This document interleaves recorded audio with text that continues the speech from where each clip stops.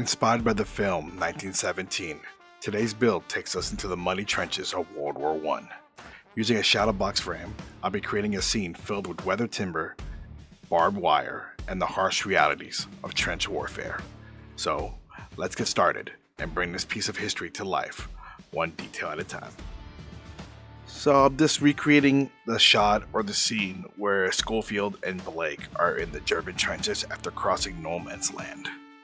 Here, I already placed the base by using pink foam, a wooden base plastered that I got from a train set, and using small popsicle sticks to create the wooden flooring they use. So that way, the bottom of the floor during the war, it doesn't cause any muddy or anyone gets stuck. So that's what gets it steady. So after placing these wooden sticks on the floor, I kind of put a little bench there as the entrance to one of the bunkers that they do enter inside the trench behind German lines. I'm using wood glue to make the popsicle sticks stick to the foam, which is safer than using super glue. I need to get the foam safe super glue because I use super glue onto the foam and that melts literally through the foam, not all the way through, but it burns it. And so I'm using wood glue instead to have it all stick together. After placing the sticks, I trimmed the edges and started taping the frame up to protect it once I prime the trenches black. After that, I'm using pieces of cardboard. When you rip the little first layer, you get those little ridges to create the bunker or the entrance to the bunker. And then after that, I used some dark earth soil that I got from Acrylic Pro and Monument Hobbies that I'll be placing to create the mud and dirt of the trench and the above area of the trench. And after that was done, here I am making a wooden ladder that helps you get into or exit out of the trench using barbecue sticks that you get from your grocery store. And then after that, I placed the wooden ladder on the edge of the diorama and then added some accessories like ammo boxes and a rucksack and a barrel to add some life into the diorama and into the trench. And after that was done, I was placing the sandbags. From what I've seen in the movie and some pictures and videos, sandbags were usually on top of the base of the layer of the trench. So that's what I'm using. I'm using sandbags that I got from a Tamiya set of sandbags. I have another set that I'm saving for my next big diorama, which will be a World War II D-Day on Omaha Beach. And, but yeah, here's some of the sandbags using that. After that was done, I put the diorama aside to dry and for the dirt to dry.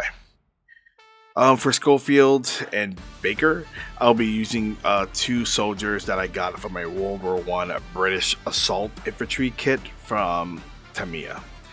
I've seen other kits from ICM and Masterbox that I would like to get later on to create the Battle of Somme, or Sonne, I don't know how to pronounce it correctly, which was one of the bloodiest battle of British casualties in the war. But for now, I'm using these two soldiers here. I do have 3 more figures that I would like to use, probably during maybe a trench run through no man's land. But yeah, so the 2 soldiers are here. They would be both crouched as they were trying to sneak in and covering each corner as they enter the trench.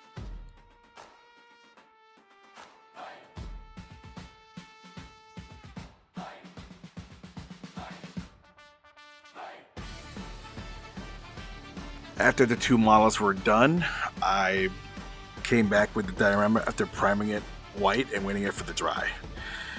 And then I'll be putting a wash right here to create the dirt and mud of the trench using a wash, which I believe was a dark tone wash, if I remember correctly. I then repeated the process using a wash on the wood, which is here as a light tone, to give the wood a little lighter tone of wood. And I spread it out throughout the trench wooden floor.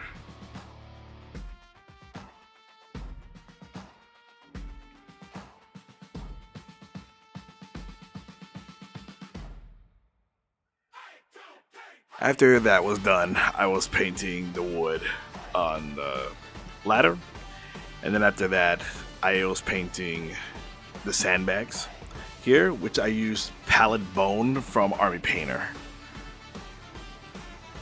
And after that, I'm using dark wood to paint the wooden wall of the trench. So like I said, the diorama is based on the film 1917. If you don't know what the movie's about, here's a little synopsis.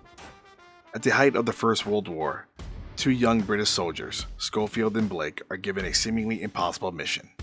In a race against time, they must cross enemy territory and deliver a message that will stop a deadly attack on hundreds of soldiers, and Blake's own brother is one among them.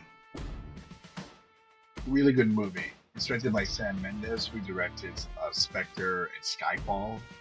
Pretty much all the James Bond movies that starred Daniel Craig. Definitely worth checking out. What I really liked about the movie is that it's mostly all done in a one take type of view. So it starts from beginning to end. You're hooked all the way through from beginning to end. This is a one shot film. Definitely worth checking out. Alright, back to the diorama. Next, I painted the ridge walls a lot metallic to give it that metal look going into the deep bunker of the trench. Next, I'll be painting the ammo box, the wooden crates, and the rucksack pallet bone for the rucksack.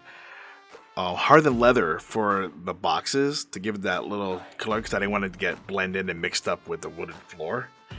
And also the barrel was also given a dark wood color for a wooden barrel. After that was done, I painted the background black, including the black area of the wall of the bunker to give it a long, deeper look into the bunker, to have it more like a illusion that it's deeper than it looks from the outside. I first used grim black, but then I believe I switched over to a acrylic black paint to make it even darker color. I then switched over to Schofield and Blake using camo green, I think it was called, camo cloak, hardened leather, and I think dark wood for the pouches and the uniform, and grim black for the boots. After Schofield and Blake were done, I moved over into adding barbed wire at the top of the layer of the trench.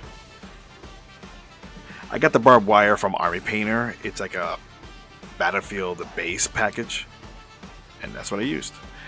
And then after that, I removed the tape that was protecting the frame from the painting. And after that, the diorama was done.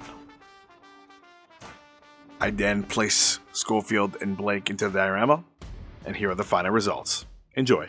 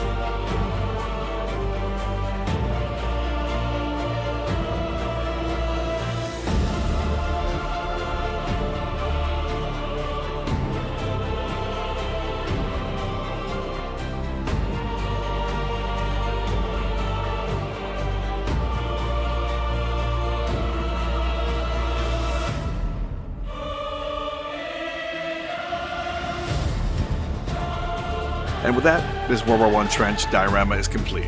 Inspired by the atmosphere of the 1917 film, this shadow box scene captures a small glimpse into one of history's most brutal battlefields.